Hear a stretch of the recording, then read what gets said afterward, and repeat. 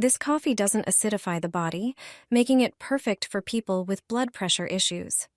It doesn't cause nervousness, and its excess doesn't overload the liver. Unlike traditional coffee, it positively affects the digestive system. It may also help improve skin appearance and maintain balance in the body. The secret lies in the preparation method and the right additions. To make it, add 4 teaspoons of ground coffee to a pot.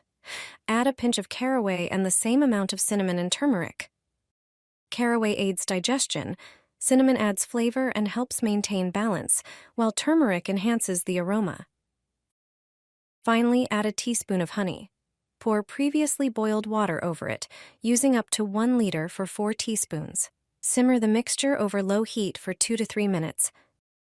Then set aside until the grounds settle. Pour into cups and enjoy the exceptional taste. Once you try it, you'll never go back to traditional coffee. This coffee will amaze you with its flavor and effect.